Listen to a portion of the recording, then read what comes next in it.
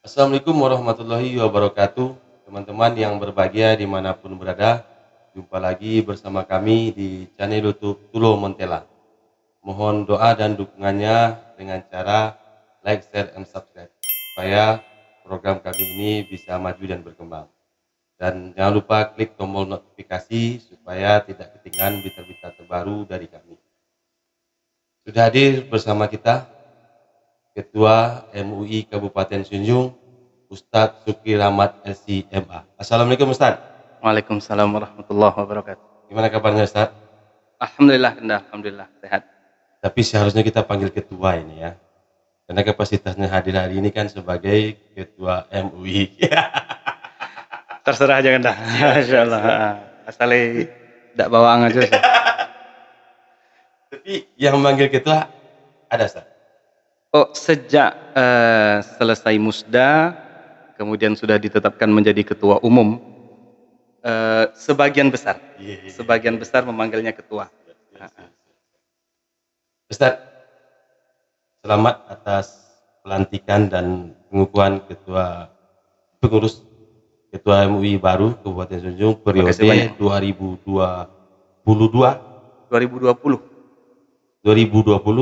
2026, berarti 2025.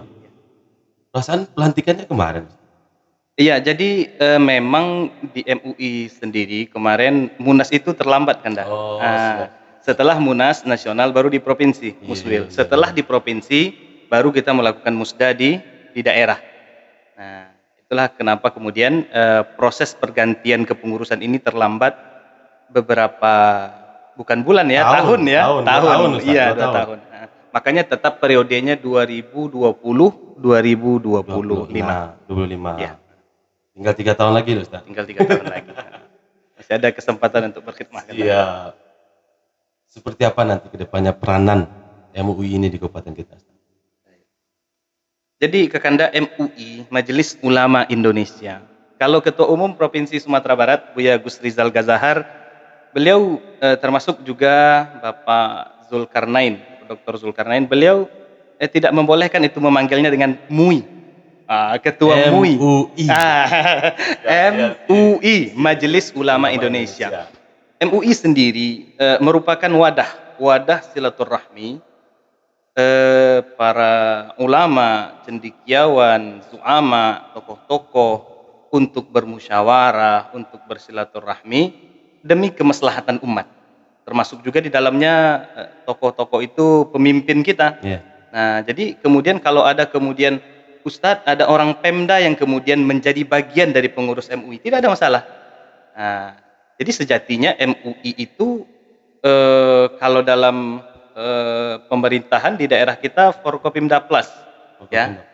Jadi peran kemudian fungsi MUI pada hakikatnya sebagai wadah silaturahmi, musyawarah, kemudian mencari kebaikan kebaikan untuk umat Islam, khususnya kalau kita di Sejunjung untuk masyarakat Kabupaten Sejunjung.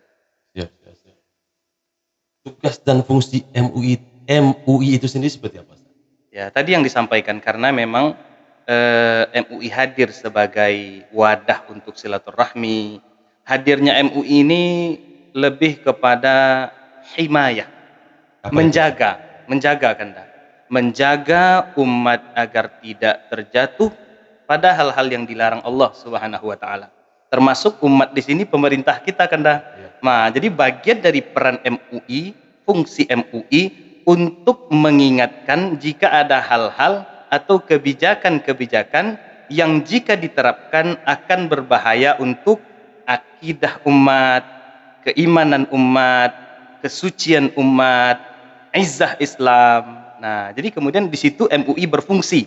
Diminta ataupun tidak diminta, MUI memberikan fatwa untuk permasalahan yang kemudian akan memberikan mudarat atau bahaya untuk keberlangsungan hidup umat Islam khususnya. Termasuk di dalamnya yang baru-baru ini viral ya, makanan ini haram atau tidak haram. MUI harus berbicara Kanda, kosmetik ini bahannya halal atau tidak halal, atau jikalau ini kebijakan yang diambil akan merusak keimanan atau tidak. Banyak juga yang baru-baru ini viral kemudian kan dah. Nah, begitu MUI. Tapi sekarang label halal itu kan udah dipindahkan, Ustaz. Masya Allah. Apa itu sudah ada edaran ke bawah apa masih itu wewenang dari MUI itu, Ustaz? Label halal ya. Iya. Sepertinya kita di kampung nggak butuh label halal kan dah. Kita Iya. makannya lontong, onde-onde, godok gitu ya. Tidak perlu, itu udah pasti halal. Tapi sebenarnya kita juga tidak mengikuti ya dengan apa namanya, dengan terlalu detail itu. Yang sampai kepada kita adalah kalau proses fatwanya tetap di MUI kan dah. Nah, jadi yang stempel atau yang melabel halalnya itu BPJPH, Badan Penyelenggara Penjamin Produk Halal ya, jaminan produk halal di bawah Kementerian Agama.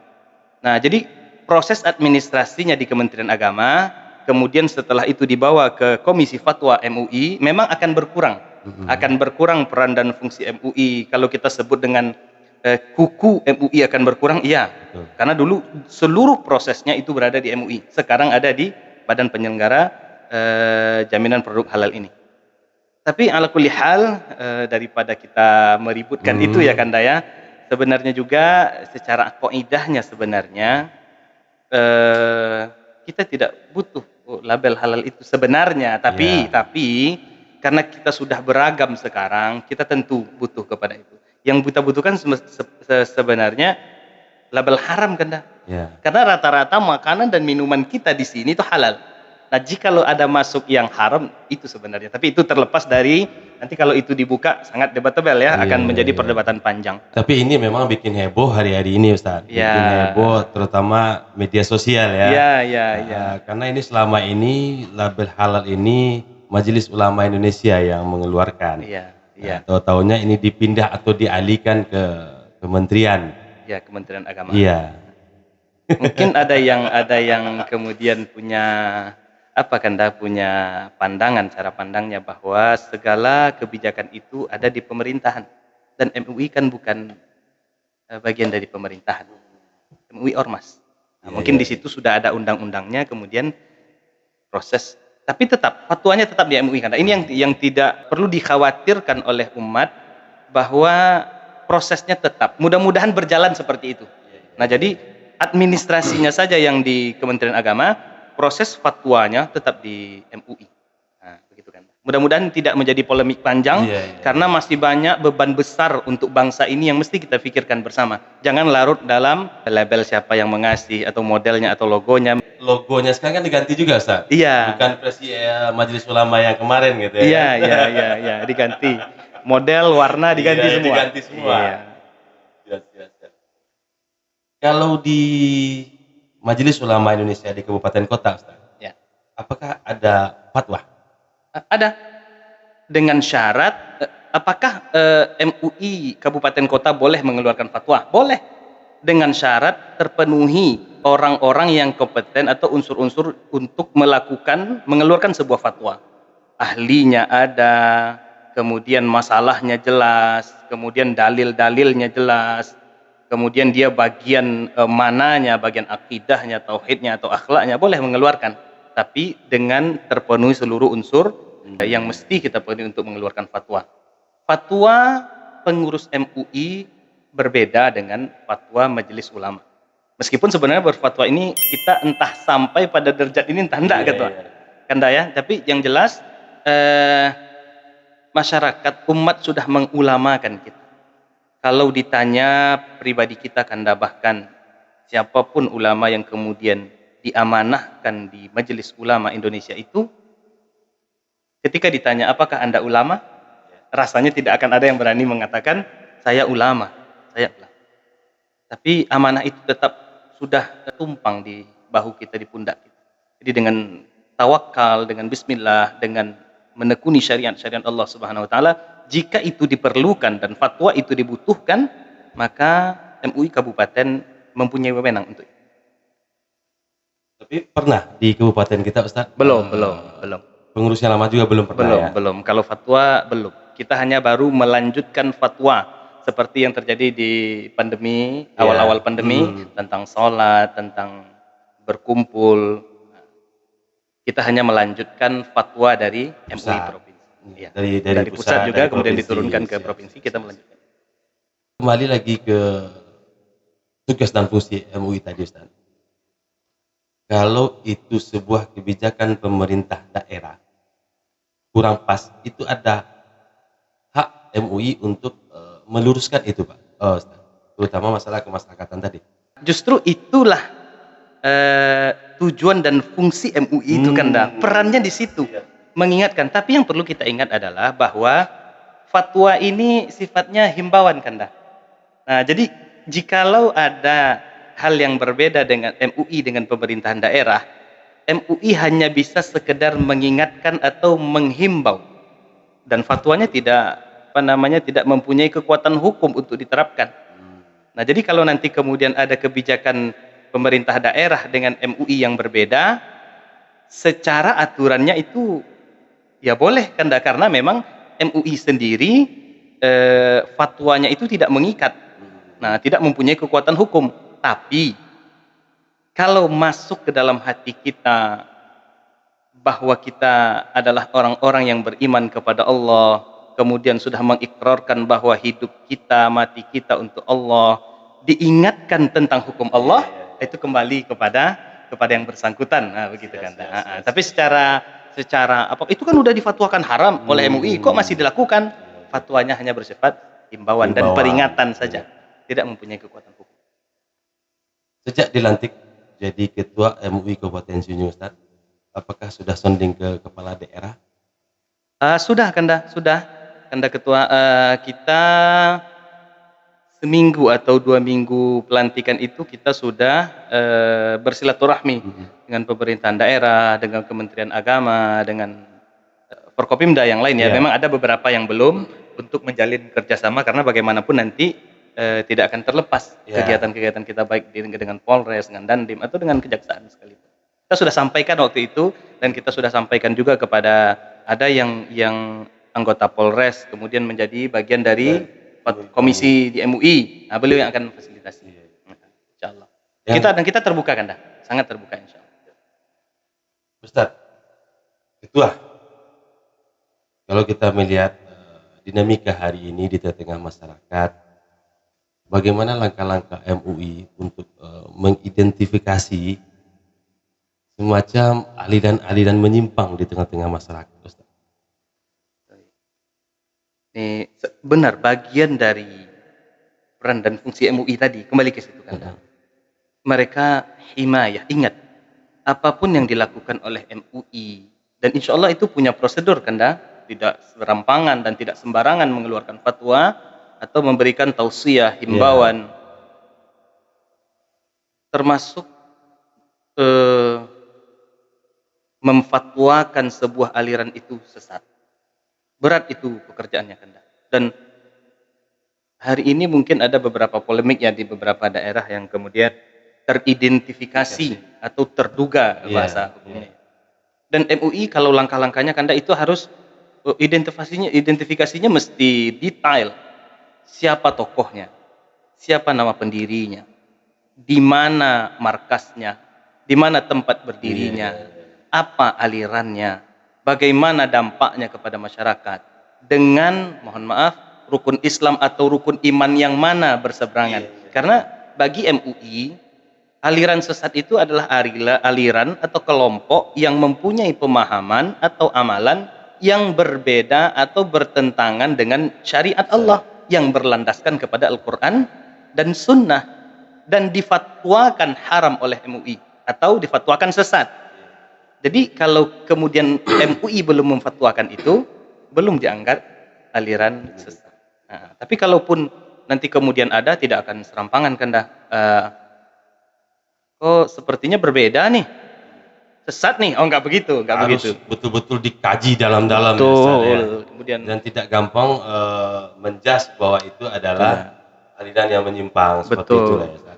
Dan pertanggungjawabannya bukan ke Pemda kan dah, kepada Allah Subhanahu wa taala. Nah, jadi kita menghimbau sebenarnya kepada masyarakat muslim umumnya Indonesia ya, Sumatera Barat dan khususnya Kabupaten Sijunjung, jika ulama sudah berfatwa, berbesar hatilah untuk melaksanakan fatwa itu jika itu perintah, berbesar hatilah untuk meninggalkan apa yang dilarang dalam fatwa itu. Karena insya Allah ulama bergerak bukan dengan nafsunya kan, bertindak bukan hanya karena keinginan syahwatnya. Ada beban berat yang mereka pikul. Innama yakhsyallaha min ibadihil ulama. Ada rasa takut di dalam diri mereka sebenarnya ketika berbicara tentang Allah Subhanahu wa taala. Berbicara tentang syariat Allah Subhanahu wa taala. Pertanyaan lain yang mestinya menjadi renungan adalah, andailah boleh untuk tidak ikut serta dalam kesemrautan itu, mungkin ulama akan memilih diam kan? Tapi tidak boleh. Tidak boleh. Tidak boleh. Man lam yahtam bi umuril muslimin falaysa minhum. Orang yang tidak peduli dengan urusan orang-orang Islam, maka sebenarnya mereka bukan bagian dari mereka. Ada beban itu sebenarnya. Makanya ulama berkomentar, ustadz berkomentar, buya berkomentar, karena ada beban itu sebenarnya. Ini yang mesti dipahami. Jangan pula nanti walaupun sering diplesetin, wah ini ulamanya berpolitik. Cari panggung, cari masa. Kami tidak ada jabatan kan, bahkan kami tidak punya tunjangan. Nah, kok Ustadz bilang tidak ada tunjangan? Memang tidak ada. Kok ada plat merah Ustadz? Itu kebaikan bupati kita saja. Pemerintah daerah kita kan, tapi secara tunjangan, secara gaji tidak ada. Nah, jadi kalau mohon itu nanti yang kemudian bagi pemirsa juga Tulo Mentela semuanya disampaikan ketika ulama berfatwa itu sudah dikaji sedalam-dalamnya. Demikian kan? Ya. Kemarin nih heboh-hebohnya Ustaz, segmen dari Bapak Menteri Agama. Ya. Sebenarnya masyarakat menunggu semacam statement juga dari Majelis Ulama Indonesia terkait dengan statement Pak Menteri ini. Iya. Saya melihat sepertinya Majelis Ulama Indonesia diam aja Ustaz. Iya. Apa mengiyakan atau seperti apa Ustaz? Saya kira sudah selesai dengan Gus Nur kemarin kena.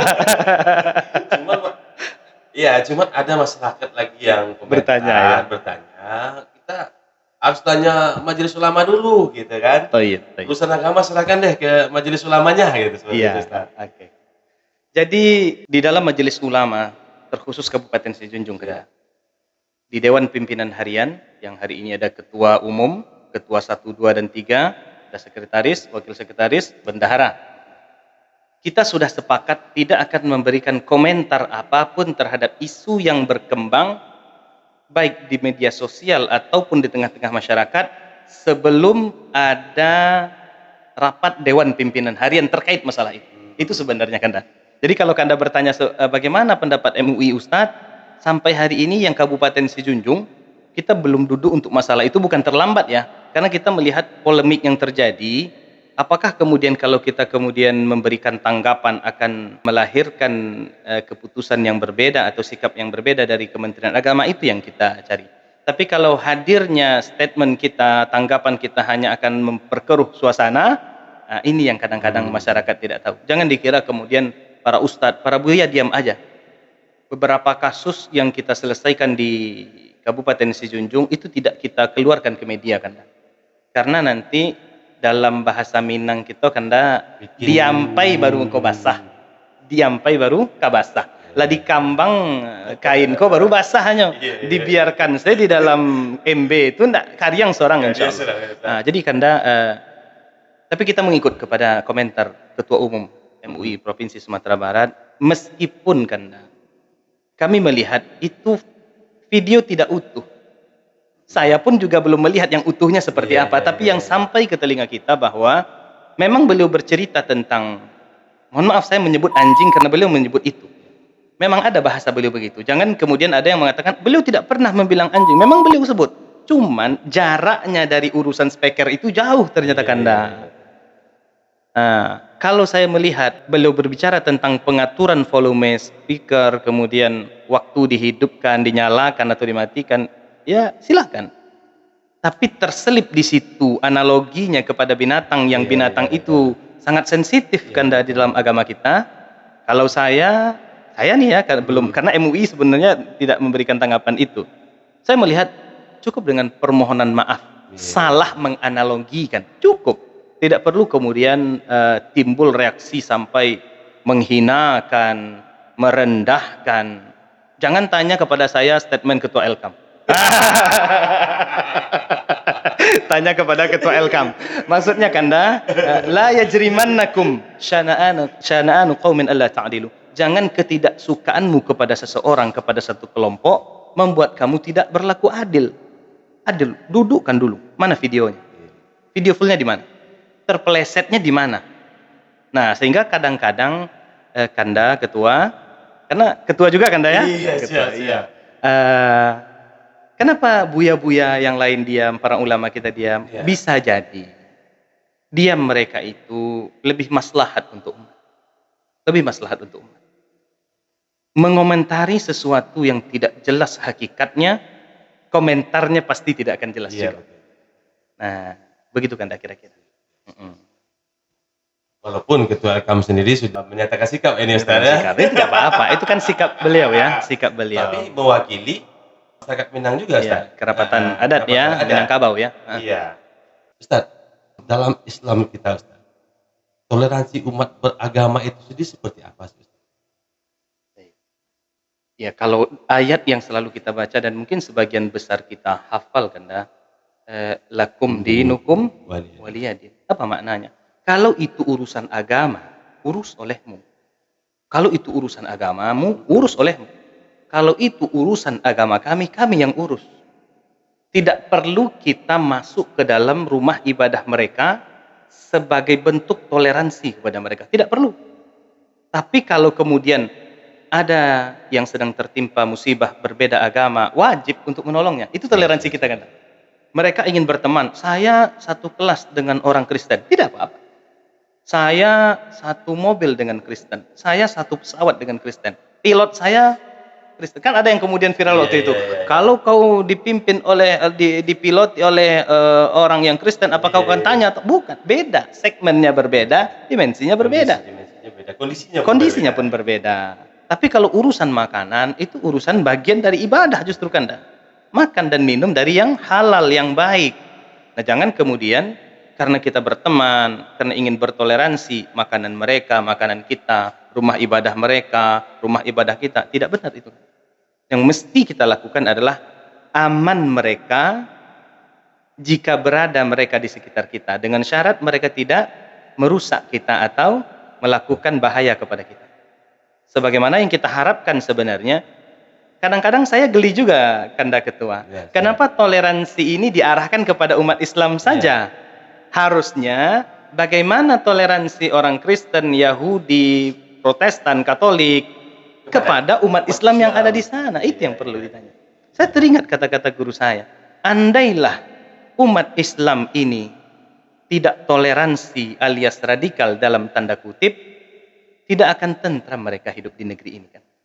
Berapa puluh persen umat Islam di Indonesia? Sumatera Barat ini berapa persen orang non-Muslim? Tapi aman-aman saja. Nah, yang paling dikhawatirkan adalah berhati-hatilah kalau nanti masuk pihak-pihak yang ingin membuat gaduh di negeri yang kita cintai. Selama ini kita tidak ada gaduh. Mohon maaf Kanda, Padang Sibusuk misalnya kita di sini. GS, Kanda tinggal di GSI ya. Rasa-rasanya belum pernah kita mendengar ada orang Islam Padang Sibusuk bertempur dengan abang-abang kita itu ya. Belum pernah. Kalau melihat, mohon maaf, amalan umat Islam mungkin masih ada tuh di GSI itu yang mungkin tinggal sholatnya, lupa sholatnya. Tapi untuk urusan toleransi tidak perlu diajarkan. Tidak perlu diajarkan. Umat Islam, apalagi di ranah Minang, kita punya raso, kita punya pareso. Tidak perlu diajarkan tentang itu.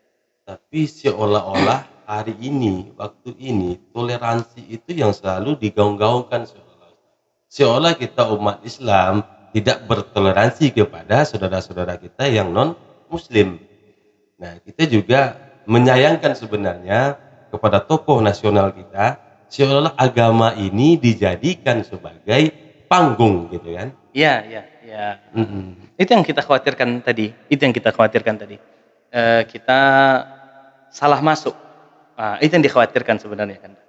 Kalau kemudian ini konteksnya Islam ya, kita tidak menyebut Apakah ranah Minang menjadi target, Padang Sumatera Barat menjadi target musuh-musuh Islam? Tidak, kita tidak berbicara itu, tapi jangan lupakan ayat Allah Subhanahu wa taala, "Walan tarda 'ankal yahudu walan nasara hatta tattabi'a millatahum," bahwa kebencian dan permusuhan itu akan selalu digaungkan kepada kita.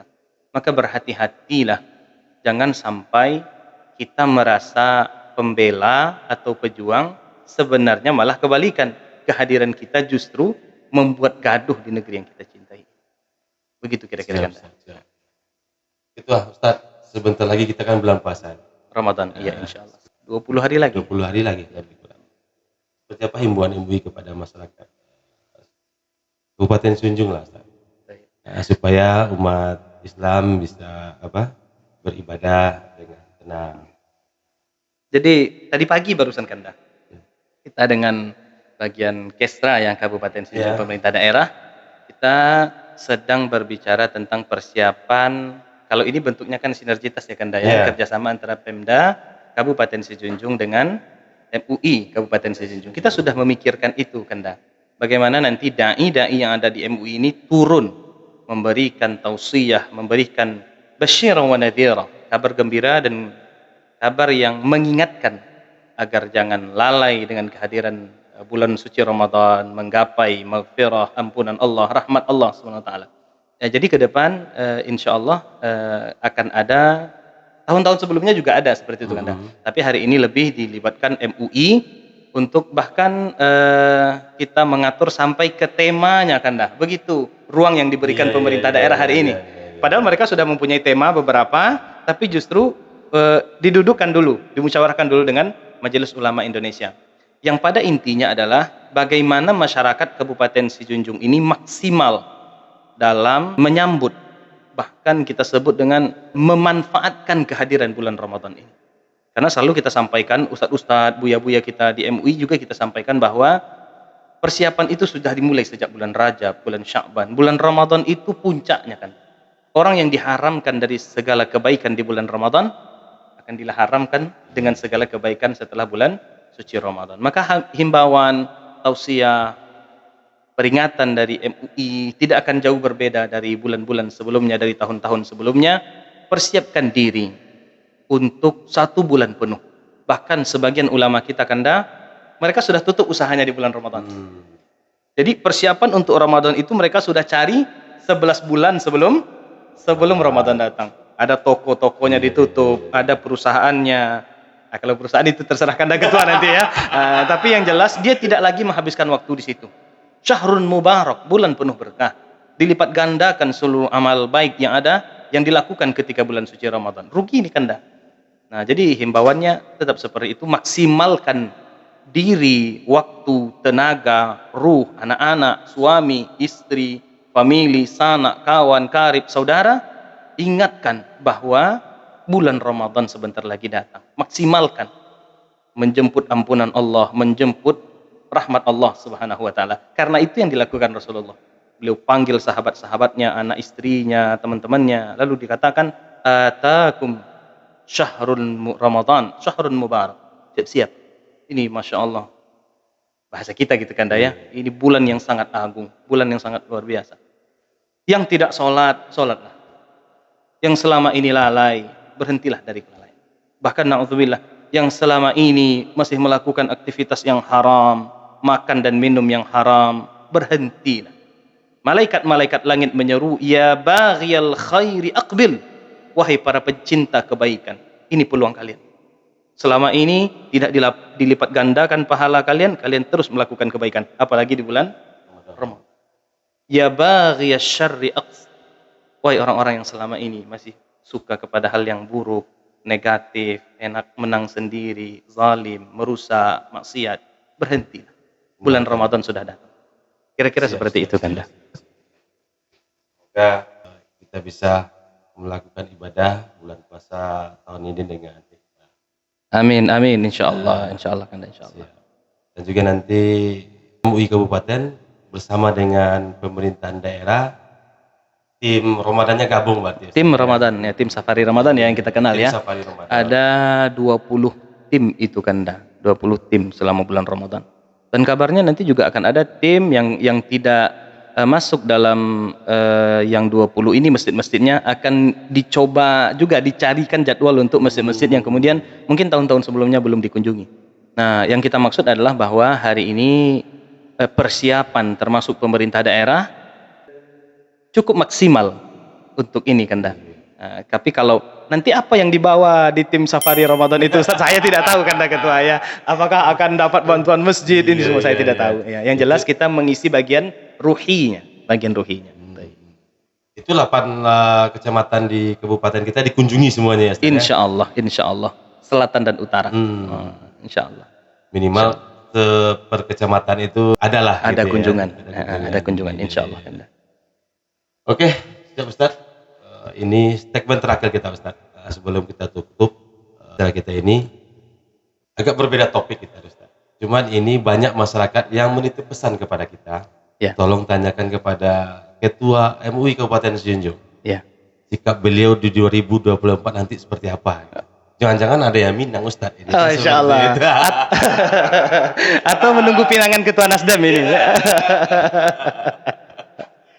Masya Allah. Kalau sikap pribadi tentu kita sangat mendukung keberlangsungan proses pesta rakyat ini ya. Tapi kalau di MUI sendiri kita berusaha untuk menjalankan fungsi dan peran MUI itu agar tetap menjadi penyejuk, penawar bagi umat apapun aktivitas yang dilakukan. Kalau yang Kakanda maksud adalah kemudian berminat menjadi caleg atau pilkada, bupati atau bupati sampai hari ini, sampai podcast ini.